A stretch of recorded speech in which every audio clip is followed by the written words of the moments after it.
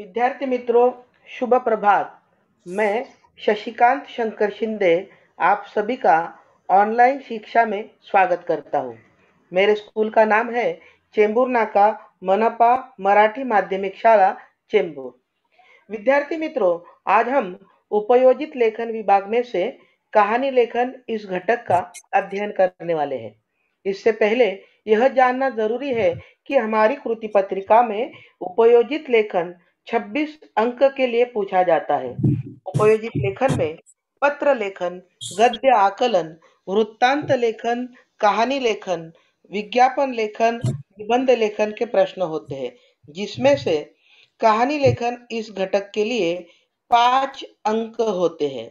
विद्यार्थी मित्रों, कृति पत्रिका में प्रश्न क्रमांक 5A1 के अंतर्गत वृत्तांत लेखन के विकल्प में कहानी लेखन का प्रश्न होता है। यानी कहानी लेखन को एक विकल्प होता है वृत्तांत लेखन का।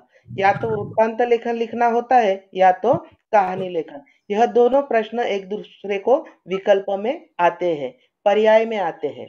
इस प्रश्न में मुद्दों के आधार पर 70 से 80 शब्दों में, यानी हमारी उत्तर पत्रिका का तकरीबन एक पन्ना कहानी लिखनी होती है तथा कहानी को उचित शीर्षक देकर उससे प्राप्त सीख भी लिखनी होती है। वृत्तांत लेखन और कहानी लेखन में से कोई एक ही प्रश्न हल करना है। तो चलिए आज हम कहानी लेखन किस तरह से की जाती है वह देखते हैं।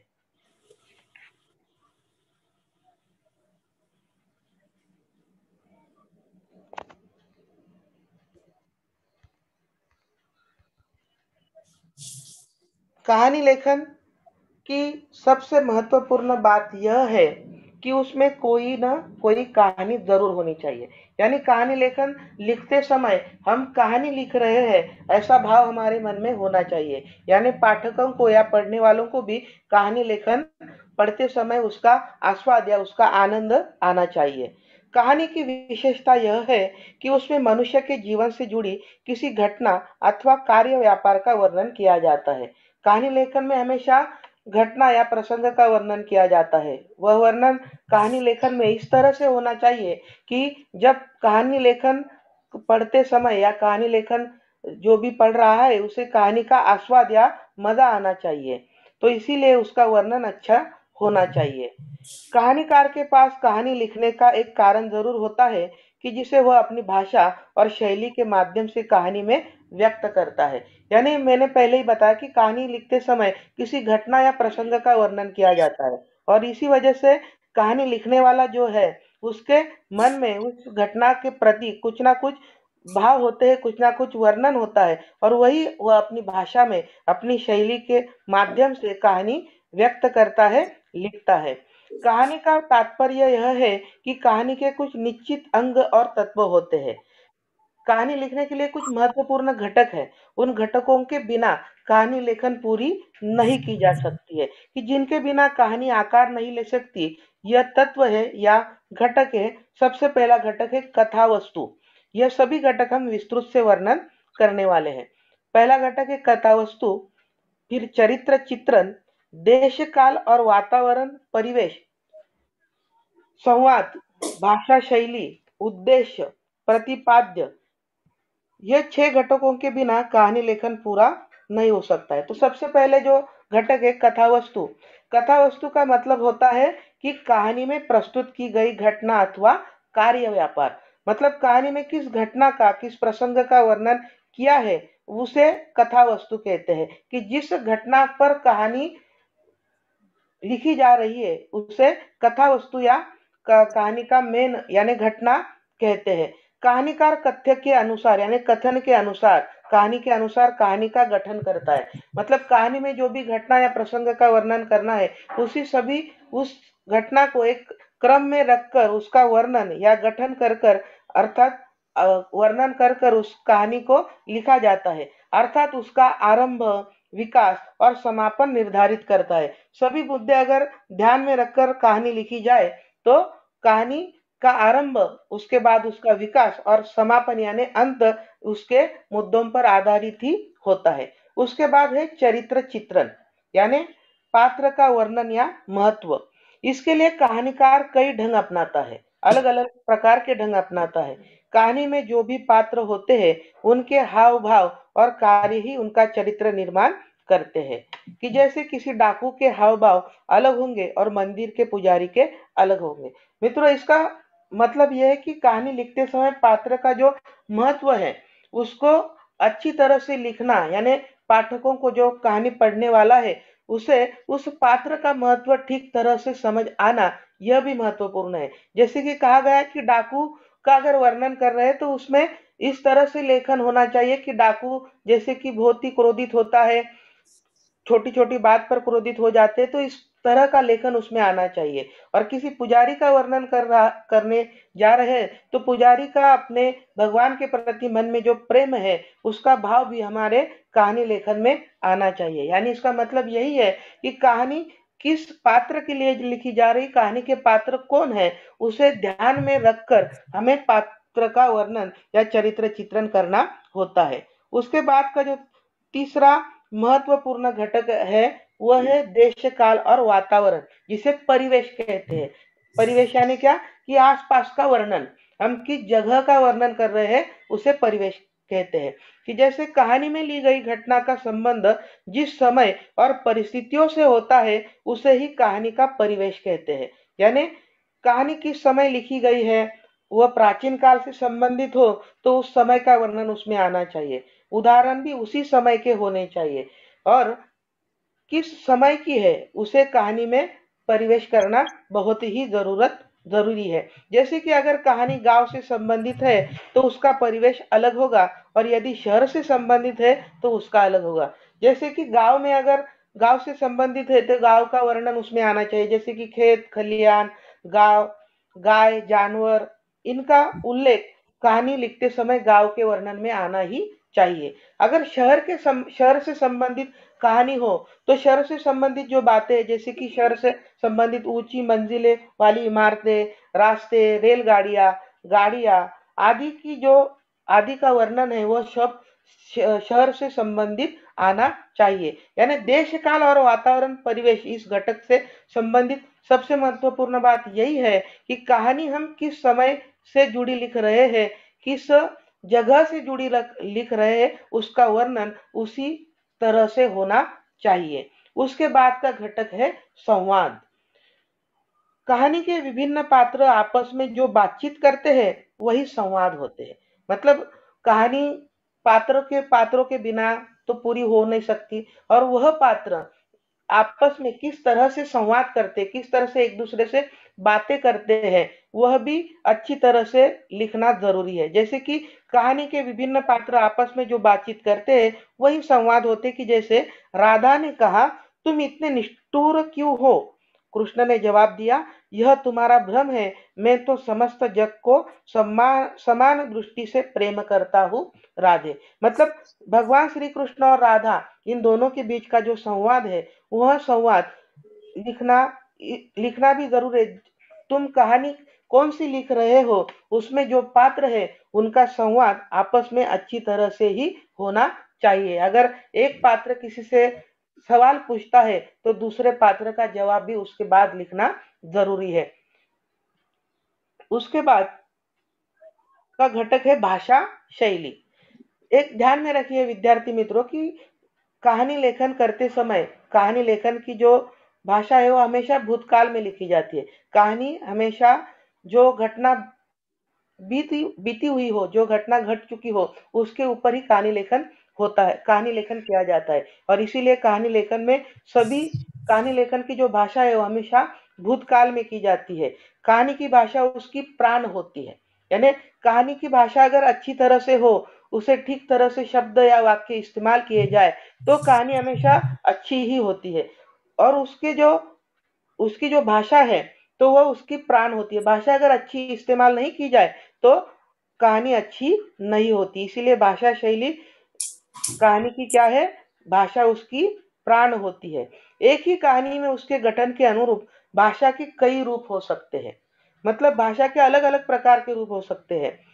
कहानी में कहानी किस प्रकार से किस घटना से संबंधित है उसी के अनुरूप भाषा का चयन होता है, उसी के अनुरूप भाषा के रूप हो सकते हैं, जिसमें हम शैली कहते हैं। यानी लिखने वाले की अलग अलग प्रकार की शैली होती है, अलग अलग प्रकार की किसी भी लिखने वाले की एक प्रकार की, जिसे हम अंग्रेजी में कहेंगे कि स्टाइल होती है।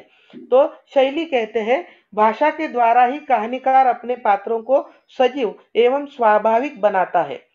भाषा के माध्यम से ही कहानीकार क्या करता है कि पात्रों को सजीव बनाता है। यानी कि मैंने अभी अभी कहा कि अगर पात्र एक दूसरे से संवाद कर रहे हैं, एक पात्र अगर दूसरे पात्र से अगर सवाल पूछ रहा हो तो सवाल ही उसमें आना चाहिए, जवाब में जवाब ही आना चाहिए। और उस समय यानी कि हम पात्रों को एक दूसरे हमारे सामने बातें करते देख रहे हो, एक दूसरे से संवाद करते देख रहे हैं, ऐसा सजीव वर्णन उसमें कहानी लिखने वाले को करते आना चाहिए। और इसीलिए उसे एक वह भाषा शैली ज्ञात करना यह भी एक प्रकार की कला है।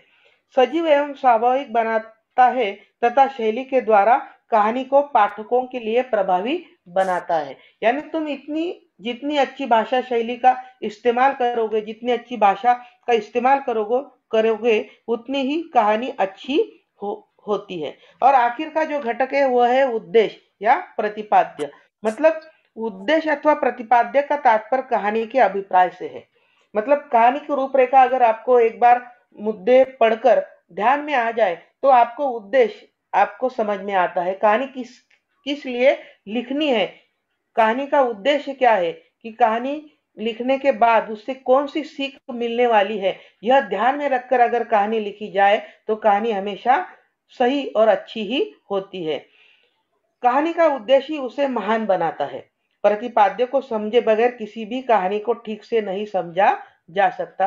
अगर आपको कहानी लिखने का उद्देश्य ही मालूम नहीं हो तो आपको कभी भी कहानी लेखन ठीक से नहीं करते आएगा। और इसीलिए आपको उद्देश्य जानना जरूरी है। उद्देश्य के बिना कहानी लेखन सफल नहीं हो सकती, और कोई उद्देश्य के बिना कहानी लेखन का कोई मतलब ही नहीं हो सकता। और इसीलिए यह 6 घटक जो है इसे ध्यान में रखकर ही कहानी लेखन की जाती है, और कहानी लेखन इन 6 घटकों के बिना पूरी नहीं हो सकती। हमने सबसे पहले कथा वस्तु देखा, उसके बाद चरित्र चित्रण, देश काल और वातावरण, संवाद, भाषा शैली और उद्देश्य।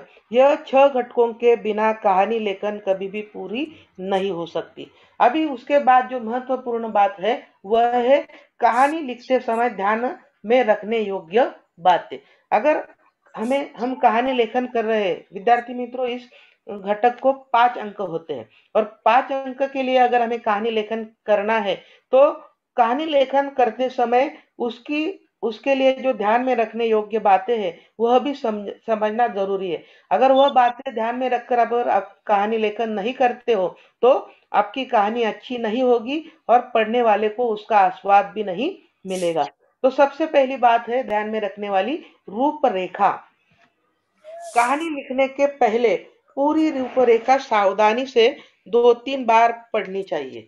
कि कहानी लेखन का जो सवाल हमें लिखना होता है उसमें कुछ मुद्दे दिए जाते हैं, और मुद्दों के आधार पर कहानी का लेखन करना होता है। और इसीलिए मुद्दे अगर आप 2-3 बार पढ़ लोगे तो 2-3 बार पढ़ने के बाद आपको कहानी की रूपरेखा, कहानी हमें किस तरह से लिखनी है वह ध्यान में आ जाता है, और उसी के आधार पर ही कहानी लिखने के लिए कहा जाता है। विद्यार्थी को तय कर लेना चाहिए कि वह अपनी ओर से कहाँ और कितना रंग भर सकता है। मैंने अभी अभी कहा कि सबसे पहले आपको 2-3 बार मुद्दे अच्छी तरह से पढ़ लेने चाहिए। अगर आप 2-3 बार अच्छी तरह से मुद्दे पढ़ लोगे तो आपको समझ में आ जाएगा कि किस मुद्दे पर मैं अच्छी तरह से विस्तार कर सकता हूँ, किस मुद्दे का मैं अच्छी तरह से विस्तार कर सकता हूँ, किस मुद्दे के लिए मैं अच्छा उदाहरण दे सकता हूँ, किस मुद्दे के लिए मैं अच्छा मुहावरा लिख सकता हूँ, कहावत लिख सकता हूँ। ये सब अगर आपके ध्यान में आ जाए तो आप अपने आप कहानी लेखन अच्छी तरह से कर सकते हो। और जो मुद्दा आपको अच्छी तरह से स्पष्टीकरण उसका करते आ रहा होगा, उसका अच्छी तरह से विस्तार करते आ रहा होगा, तो इसका मतलब आप कहानी अच्छी तरह से उस मुद्दे को आधार रखकर लिख सकते हो। और यह सब कब संभव है कि कहानी लेखन के लिए जो मुद्दे दिए गए हो उसे अच्छी तरह से 2 या 3 बार आप अगर पढ़ लोगे तो आपको कहानी लेखन किस तरह से करना है वो ध्यान में आ सकता है। कल्पना का कितना उपयोग कर सकता है उसे, किस संकेत का कितना विस्तार करना है, यह भी कहानी के मुद्दे पढ़ने के बाद आपको अपने आप ध्यान में आ जाता है। और इसीलिए सबसे पहले कहानी की जो रूपरेखा है वह समझ लेना बहुत ही जरूरी है। उसके बाद है कहानी के प्रत्येक संकेत पर केवल एक एक वाक्य लिखने से ही कहानी नहीं बनती। यानी कि समझो जो मुद्दे दिए गए हो, उन मुद्दों को अगर आप पढ़ोगे, पढ़ने के बाद आप ऐसा सोचोगे कि इन मुद्दों को एक दूसरे से जोड़ने के लिए अगर एक एक वाक्य में ये सब मुद्दे एक दूसरे से जोड़ दिए जाए तो कहानी लेखन पूरी हो जाएगी। तो ऐसा नहीं है।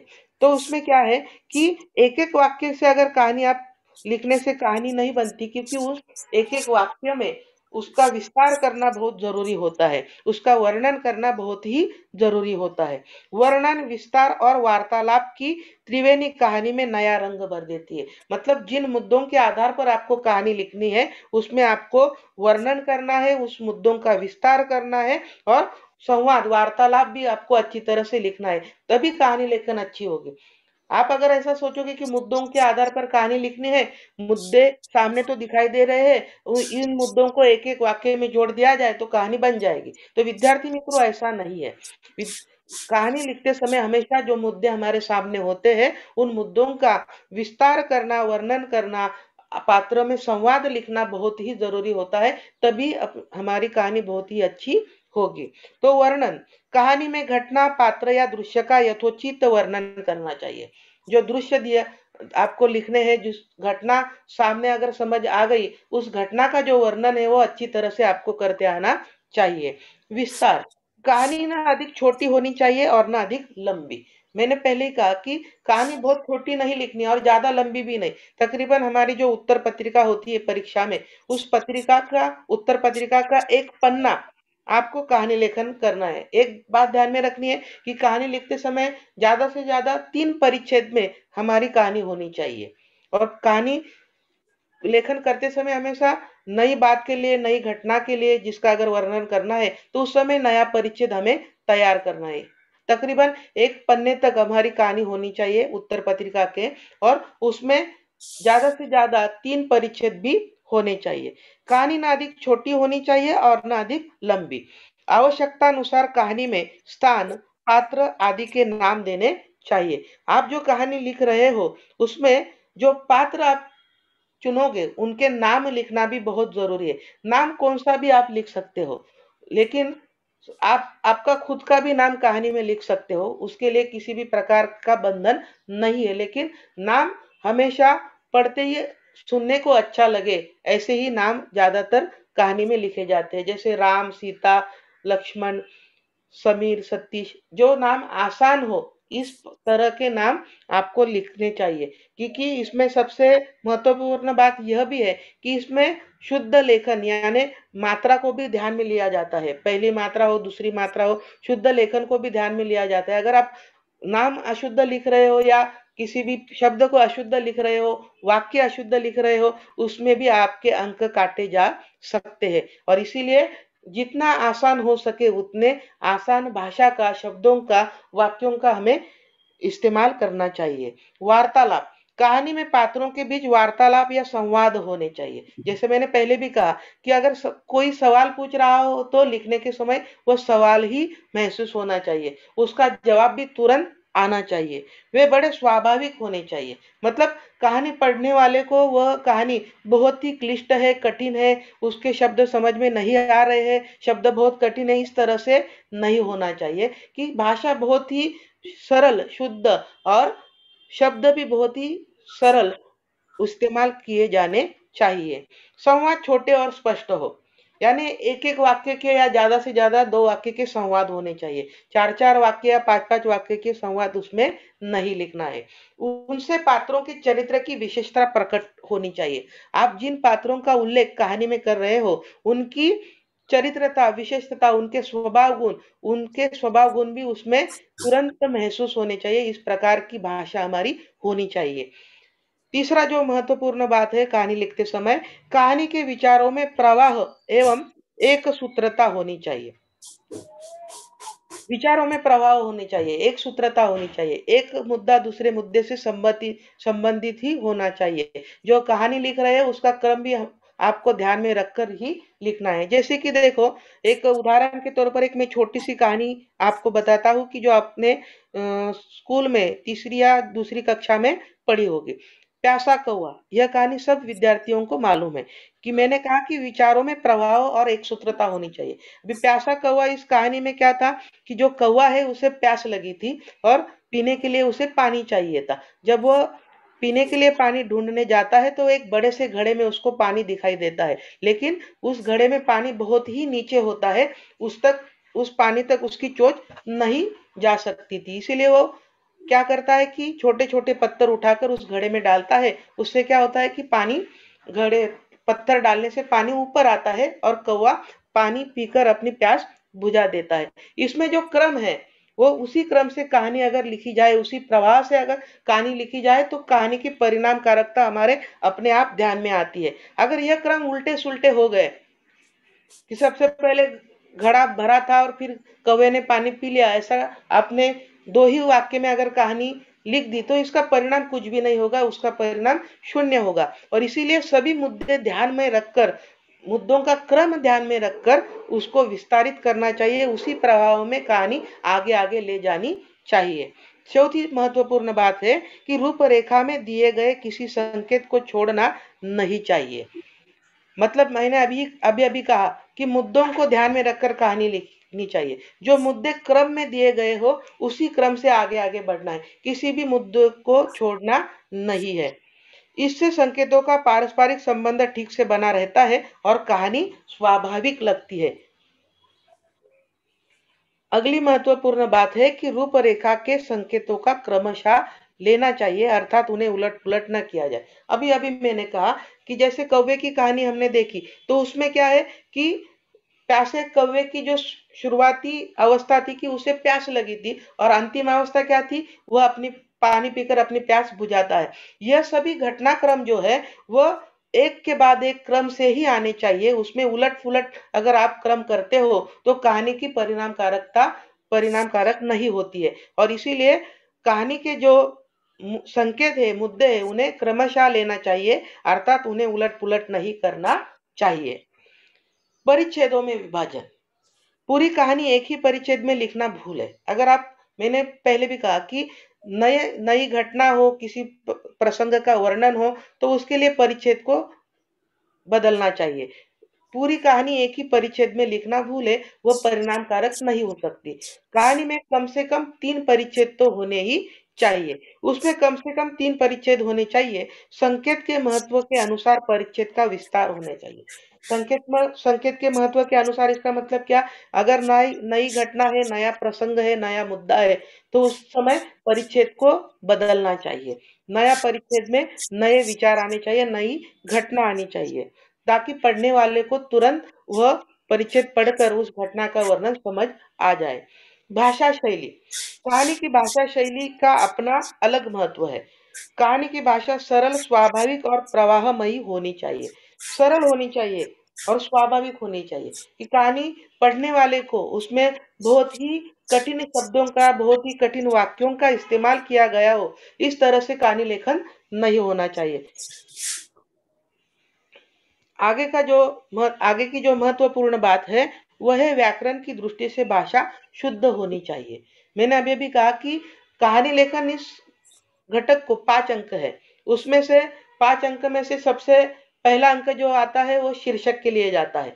बाद में जो अंक है वो सीख के लिए जाता है, 2 अंक हो गए। और जो 3 परिच्छेद हम करते हैं उसे 3 अंक होते हैं। यानी व्याकरण की दृष्टि से भाषा अगर शुद्ध नहीं हो तो उसमें भी अंक हमारे कम हो सकते हैं। और इसीलिए मैंने कहा कि भाषा सरल और स्पष्ट होनी चाहिए। शब्द बहुत आसान आसान इस्तेमाल किए जाने चाहिए।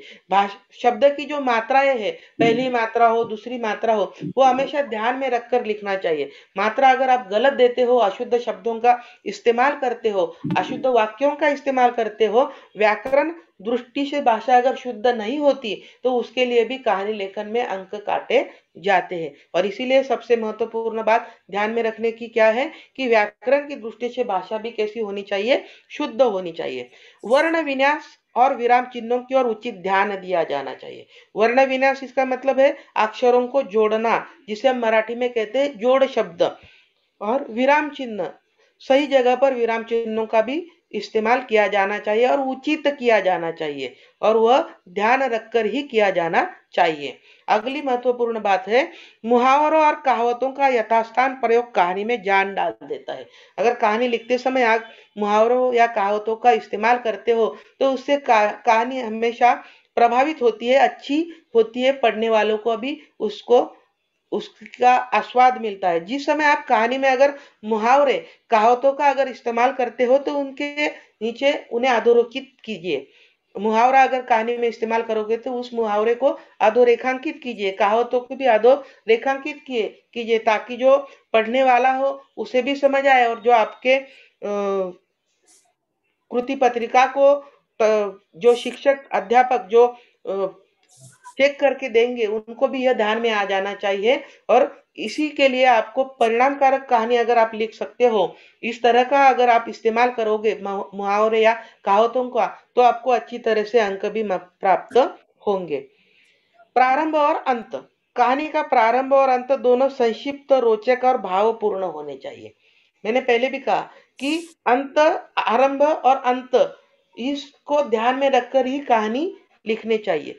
तो एक पन्ना अगर कहानी लिखनी हो, कम से कम समय में हमको अगर ज्यादा से ज्यादा अच्छी कहानी लिखनी हो तो इसलिए प्रारंभ और अंत यह दोनों भी संक्षिप्त यानी छोटे होने चाहिए, लेकिन इतने भी छोटे नहीं कि पढ़ने वालों को समझ नहीं आए। तो संक्षिप्त इसका मतलब ऐसा है कि छोटे हो लेकिन पढ़ते ही उसका अंत और आरंभ पढ़ने वालों को, पाठकों को अच्छी तरह से समझ आ जाए। और इसी से कहानी का प्रारंभ और अंत दोनों अगर संक्षिप्त और रोचक हो तो कहानी बहुत ही अच्छी तरह से लिखी जा सकती है। और अंत में सबसे महत्वपूर्ण जो बातें हैं, शीर्षक। शीर्षक तो हमें कहानी के सबसे ऊपर देना है, तो और इसीलिए शीर्षक कहानी का महत्वपूर्ण अंग है। अगर कहानी को आप शीर्षक नहीं दोगे तो कहानी का कुछ भी मतलब नहीं होता। जैसे मैंने उदाहरण के तौर पर एक छोटी सी कहानी का कही थी, कौवे की, तो उस कहानी का शीर्षक अगर आप दोगे प्यासा कौवा, तो भी चल सकता है। मतलब कहानी आप किस पात्र को, किस घटना को ध्यान में रखकर लिख रहे हो, उसी के अनुसार कहानी का शीर्षक होना चाहिए। शीर्षक और कहानी, इसमें कुछ ना कुछ संबंध जरूर होना चाहिए, वरना कहानी का शीर्षक अगर गलत दोगे तो उसका अंक भी आपको नहीं मिलेगा, और इतनी अच्छी अगर कहानी लिखकर उसका शीर्षक उसके अनुरूप न हो तो कहानी का मतलब ही कुछ नहीं होता। और इसी कहानी के आरंभ में लिखना जरूरी है, शीर्षक कथा वस्तु से संबंधित होना चाहिए। और सबसे महत्वपूर्ण बात है सीख। मित्रों, विद्यार्थी मित्रों, कहानी लिखते समय हमेशा कहानी की जो सीख है, वो सीख वो सीख हमेशा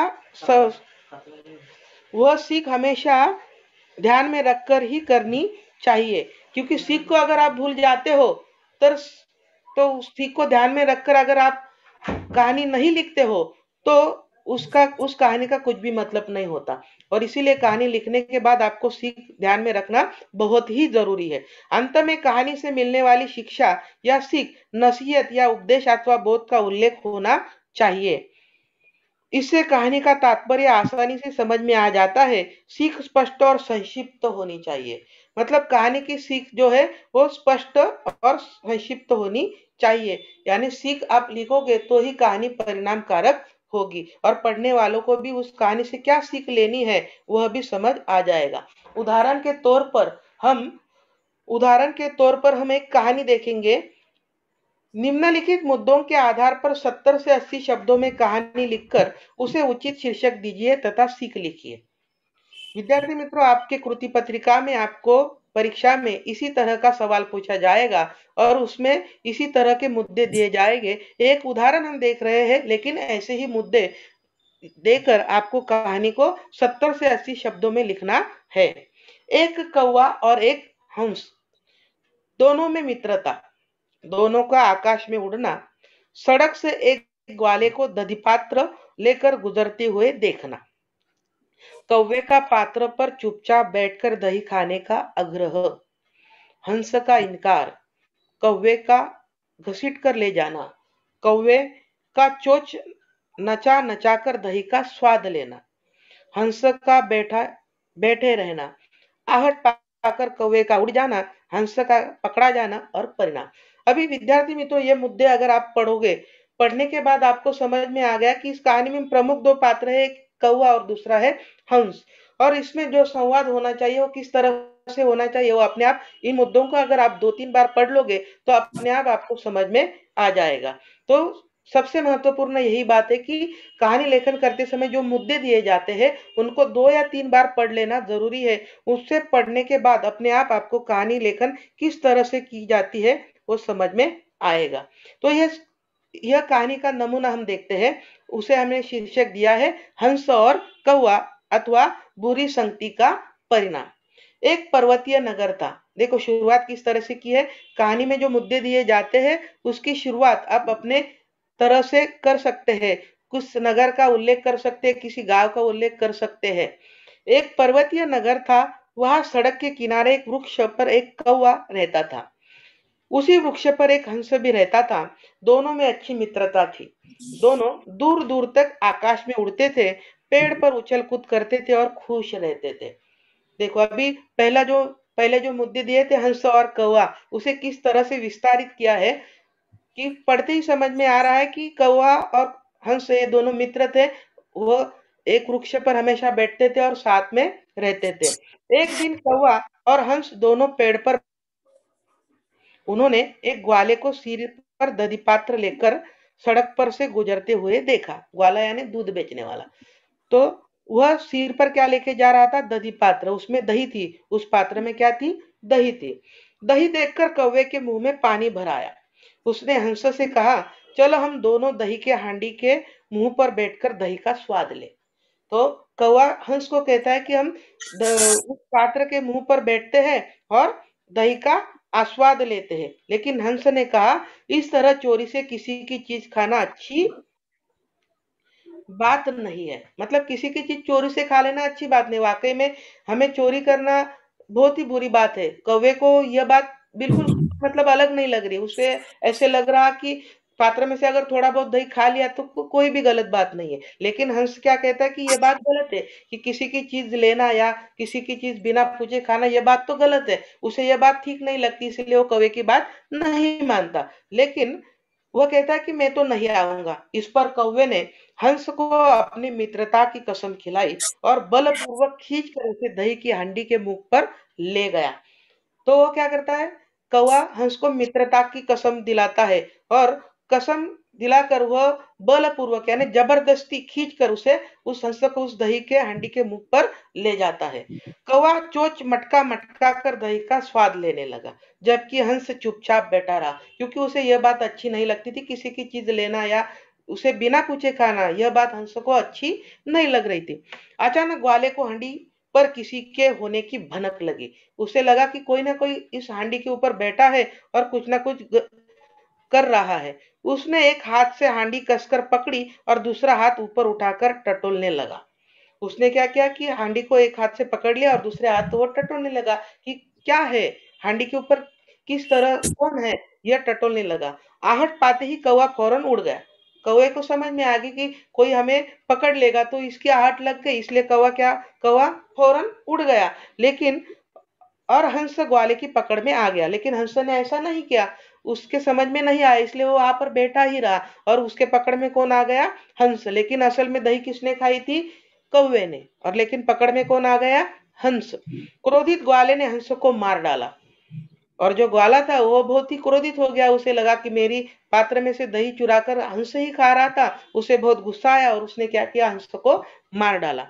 हंस ने दुष्ट कौवे की संगति की, इसलिए उसे जान से हाथ धोना पड़ा। और इस कहानी से सीख क्या मिल रही है? तो दुष्ट की संगत जानलेवा होती है। मतलब बहुत ही छोटे थोड़े समय में और अच्छी कहानी आपके ध्यान में आई होगी। तो कहानी लेखन करते समय ऐसे ही मुद्दों के आधार पर हमें कहानी का लेखन करना चाहिए। मैंने पहले कहा कि आपको उत्तर पत्रिका के तकरीबन एक पन्ने तक कहानी लिखनी है उसमें कम से कम 3 परिच्छेद तो होने ही चाहिए। कहानी को शीर्षक भी होना चाहिए और कहानी के अंत में सीख भी होनी चाहिए। तो इस प्रश्न के लिए, कहानी लेखन के लिए जो अंक विभाजन है वह भी समझ लीजिए कि पूरे कहानी लेखन को 5 अंक होते हैं, उसमें से शीर्षक को 1 अंक होता है। कहानी के जो 3 परिच्छेद आप बनाते हो उसके उसे भी 1-1 यानी 3 परिच्छेद को 3 अंक होते हैं और अंत में जो सीख लिखी जाती है उसे भी 1 अंक होता है और कुल मिलाकर कहानी लेखन के लिए 5 अंक होते हैं। मात्राओं को ध्यान देना आवश्यक, मतलब कहानी लेखन करते समय जो आप मात्राएं देते हैं यानी व्याकरण दृष्टया कहानी लेखन ठीक तरह से की जानी चाहिए, वरना आपके अंक काटे जा सकते हैं। अगर इसमें एक सबसे महत्वपूर्ण बात यह भी है, अगर आप ऐसा सोचोगे कि शीर्षक को 1 अंक है, सीख को 1 अंक है, आप ऐसा सोचोगे कि मैं शीर्षक लिख आऊंगा और अंत में सीख लिख आऊंगा, अब बीच में कहानी कुछ भी नहीं लिखी तो भी मुझे 2 अंक प्राप्त हो गए, तो यह आपकी भूल हो सकती है। विद्यार्थी मित्रों, यह बात ध्यान में रखिए कि कहानी लेखन पूरी कहानी लेखन होनी चाहिए, सिर्फ उसे शीर्षक या सीख देकर नहीं छोड़ना चाहिए। शीर्षक तो देना ही है, कहानी का विस्तार भी करना है और अंत में सीख भी लिखनी है। यानी अगर आप सिर्फ शीर्षक या सीख लिखते हो तो आपको अंक नहीं मिलेंगे, यह भी बात जरूर ध्यान में रखिए। आपको शीर्षक भी लिखना है, मुद्दों का विस्तार भी करना है और अंत में सीख भी लिखनी है, तो ही आपको 5 में से 5 अंक मिल सकते हैं। और अगर व्याकरण दृष्टया आप अच्छी तरह से लिखते हो, शुद्ध लिखते हो, तो आपको 5 में से 5 अंक पूरे के पूरे मिल सकते हैं। तो विद्यार्थी मित्रों, यहाँ पर कहानी लेखन या जो घटक है वह हमारा पूरा हो चुका है। तो किसी विद्यार्थियों को अगर कहानी लेखन के बारे में कुछ पूछना हो तो पूछ सकते हैं।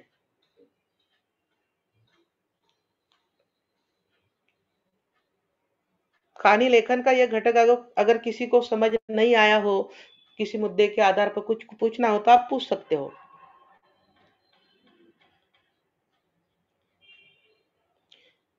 तो तो मैं आशा करता हूँ कि सभी विद्यार्थियों को यह कहानी लेखन का जो घटक है अच्छी तरह से समझा है और सब लोग अपने उत्तर पत्रिका में इस कहानी लेखन का जो घटक है अच्छी तरह से लिखोगे और सभी विद्यार्थी इस प्रश्न के लिए, कहानी लेखन के लिए 5 में से 5 अंक जरूर लाएंगे, ऐसे में आशा करता हूँ और यहाँ पर रुकता हूँ। धन्यवाद। मैं आशा करता हूँ कि मेरा यह वीडियो सभी विद्यार्थियों को अच्छा लगा होगा और इस वीडियो को सभी विद्यार्थी लाइक कीजिए और अपने दोस्तों को शेयर करना ना भूलें। धन्यवाद।